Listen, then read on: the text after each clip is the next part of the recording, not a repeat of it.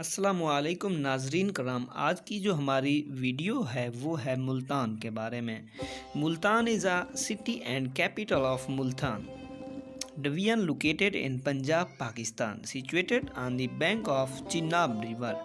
Multan is Pakistani's seventh largest city and is the major culture and economic center of South Punjab۔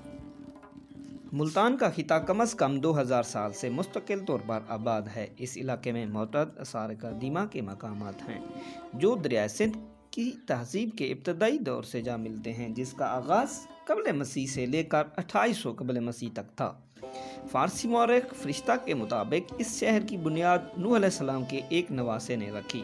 ہندو مذہب کے مطابق ملتان کی بنیاد ہندو بابا کاشب نے رکھی تھی، یعنی کہ اس سے یہ ثابت ہوتا ہے کہ ملتان ایک ثقافت کے ساتھ ساتھ قدیم شہر ہے۔ اسی طرح سے ملتان میں ہر طرح کی قوم بسنے لگی اور ہر طرح کا کلچر آباد ہونے لگا۔ اپنی فتح سندھ کے بعد محمد بن قاسم نے 712 میں یعنی 2 مہینے کے محاصرے کے بعد حکمران چاچ سے ملتان پر قبضہ کیا۔ محمد بن قاسم کی فوج کی سپلائی ختم ہو چکی تھی، لیکن ملتان کے دفاع میں ابھی بھی وہ مضبوطی سے کھڑے تھے۔ اس کی فوج ایک اعتکاف پر غور کر رہی تھی جب ایک نامعلوم ملتانی شخص ان کے پاس آیا اور ان سے کہنے لگا کہ اس زیر زمین اور زیر زمین نہر کے بارے میں بتایا کیا۔ انہوں نے انہیں بتایا کہ اگر محمد بن قاسم کی فوج نے اس نہر کو روکا تو ملتان ان کے ماتحت ہوگا، اور محمد بن قاسم نے ایسا ہی کیا اور وہ نہر روک دی اور جلد ہی ملتان کا کنٹرول سنبھال لیا۔ وقت کے گزرنے کے ساتھ ساتھ ملتان نے بہت سی فتوحات کا سامنا کیا۔ نادر شاہ نے مغلیہ سلطنت پر اپنی یلغار کے ایک حملے کے طور پر یہ علاقہ فتح کیا۔ 1739 میں حملے کے باوجود ملتان نے 18ویں صدی کے بیشتر حصے میں شمالی مغرب میں ہندوستان کا سب سے بڑا تجارتی مرکز رہا۔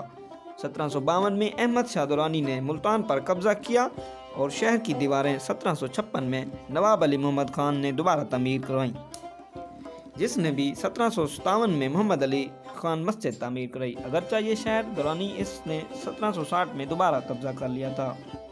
مغل سلطنت کے خاتمے کے بعد بار بار حملوں کے بعد ملتان کو دنیا ایک اہم ابتدائی جدید تجارتی مراکز میں ایک علاقائی اور تجارتی شہر بنا دیا گیا تھا۔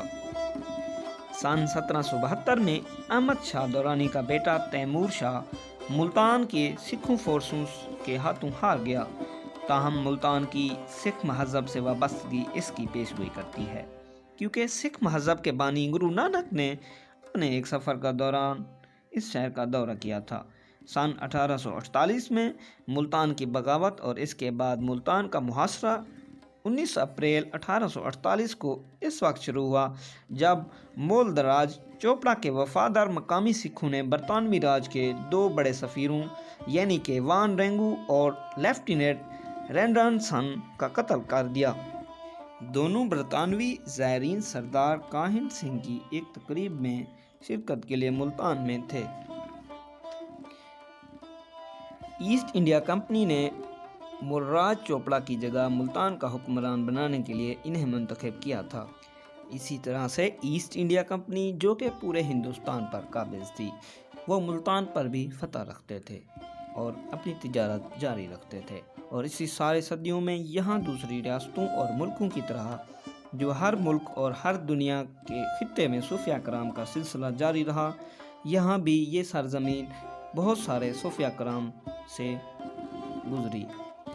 ان میں مشہور و معروف اولیاء کرام یعنی کہ حضرت شاہ رکن عالم، حضرت شاہ شمس تبریز اور حضرت بہاؤالدین زکریا ہیں۔ تو ناظرین کرام، یہ تھی ملتان کی ہسٹری۔